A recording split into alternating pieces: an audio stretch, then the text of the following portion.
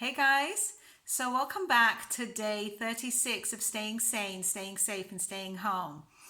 Okay, so I hope you guys are hanging in there. Well, today's video is going to be about anger management.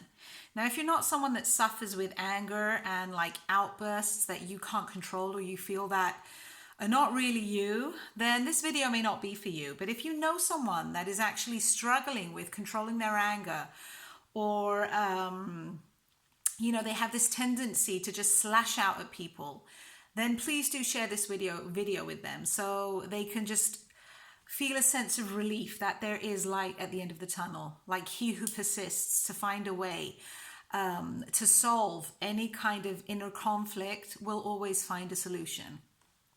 Okay, so I suffered with anger management myself for many, many years. I can at least say that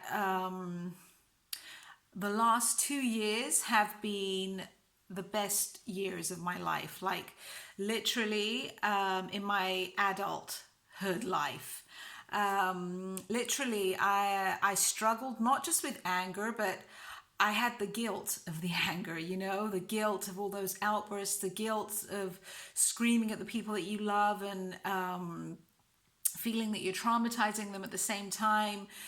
Feeling that you should have known better, feeling that you promised yourself over and over again that you wouldn't do it and that you would control those nerves the next time, that you would find a gentler way to speak to someone, that it wouldn't get so intense, and really, honestly, just trying with all your might to do it and just not being able to get it right, just not being able to do that. It just seems so impossible in that moment when you're steamed up and when you're angry.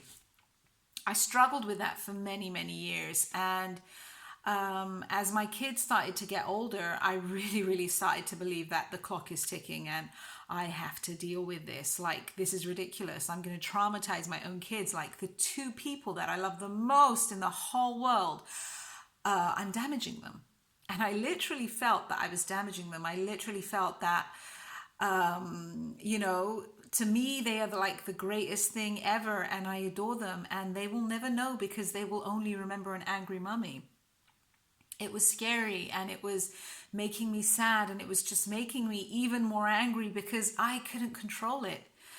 And the people that you love begin to look at you in a different way, and you feel that they see you in a different way, that they see you differently, and it's petrifying to feel that the people that you love the most don't see you for who you are. And maybe they don't remember the good things. Like maybe they remember more of the bad things. Maybe they remember those outbursts more. It's not a nice feeling. And there were many nights when I went to bed and I took that guilt with me and I took that sadness with me and I cried myself to sleep, and I would write in my journal and I would say how precious these babies are to me, and I would promise myself that I wasn't going to do it again, and the next day I would handle it better and I wasn't going to lose it and I wasn't going to shout. And then again, when that next day came and they started to work themselves up and I was tired from work, or I had, maybe just not slept properly, or maybe there was no excuse whatsoever, I would lose it and I would have my own tantrum. Like, it wasn't the kids having tantrums. And when it's the kids are kids. It was me having the tantrums. And I was ashamed of that for many, many years. And I think I must have read almost everything and anything I could find on anger management. I had done course over course over course. I tried techniques. I tried tools. I was trying so many things. And the thing was that anything that I knew I was working on would work for a while. It would work for a few days. It would work for a week. But then I would fall back into that old pattern again.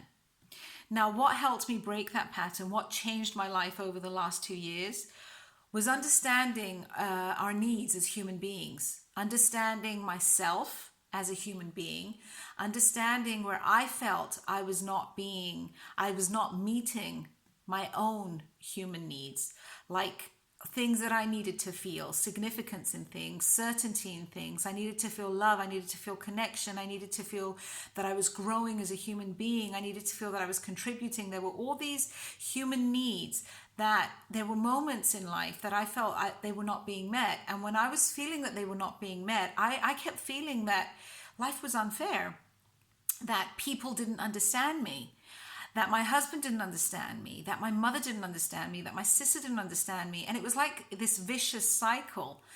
So over the last 2 years, having done specific courses and studying things that specified the 6 human needs, I began to understand who I really was. I began to understand why I used to fall into old patterns, why I would keep doing the things I would do. I began to understand myself as a human being. I began to understand my husband as a human being. I began to understand my kids, the way they'd react, my mother, the way she'd react, insecurities of my own, insecurities of the people that I loved that were in my own environment on a daily basis. The missing pieces began to fall together.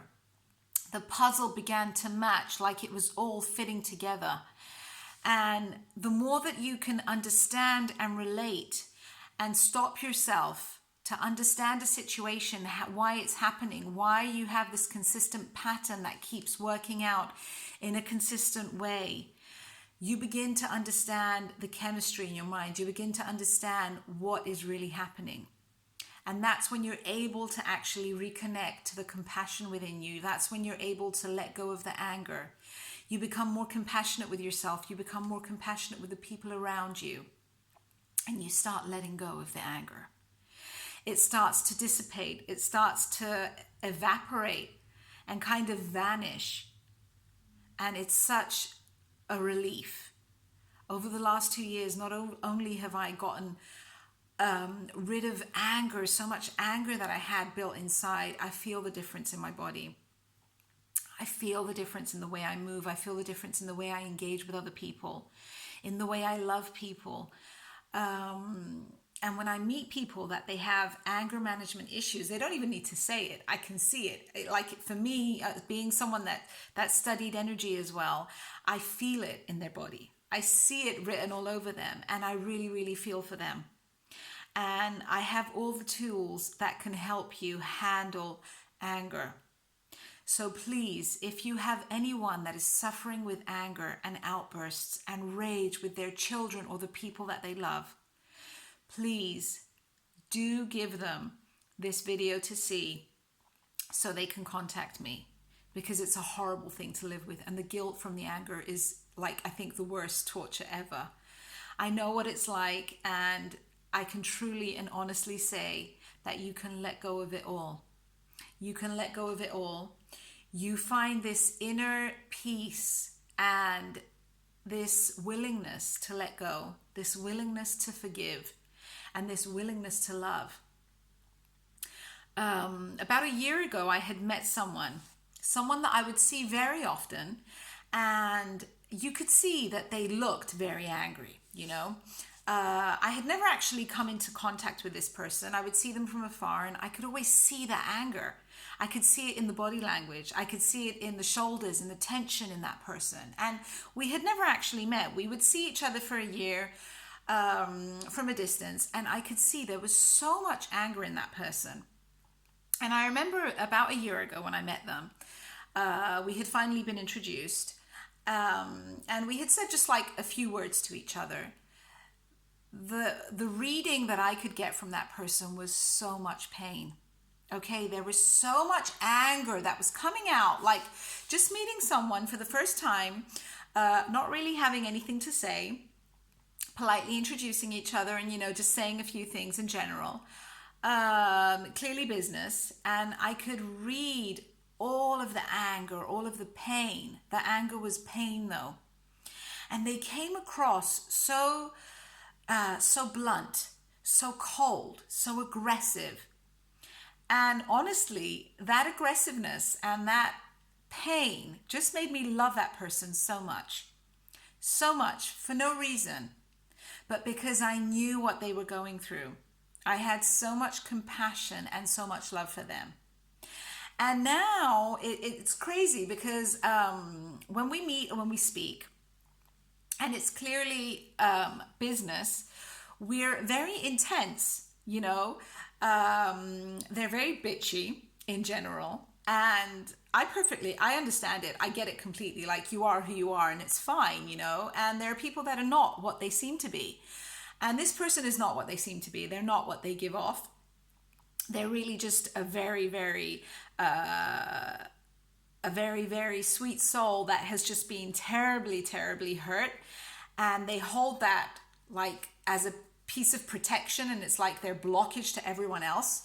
But some people that manage to slip through like those little cracks, they kind of like feel that they need to keep an aggressiveness just to be sure, like maybe pre-punish you in case you slip up and hurt them.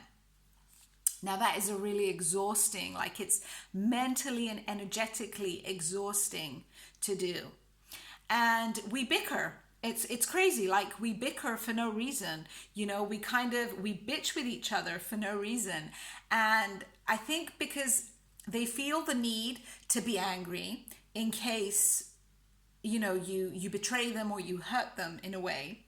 And because I get that, I allow them to do that. You know, I allow them to do it because they feel that they need to. But on the other hand, it hurts me that they're just so cold and distant for no reason, although we're like very good partners in things. Anyway, so it's like this very general understanding in a relationship that when you have to deal with people that suffer with anger management, you must understand that it's painful for them. It's painful to have the people they love see them when they go into those states of anger. It's painful for them to have the people they love see them lose it, see them have that angry look in their eye, that vicious look of like, you know, they could rip someone open. They're not usually proud of it. It's not who they are. And as long as the people around you that really love you can remember that it's not who you are, they can also support you and create that safe space for you to be able to do the work, to stand on your own 2 feet, so you can really understand your own human needs and the people's around you, so you can create the space within your heart to forgive and to let go of things. So if you're suffering with anger management, please do contact me.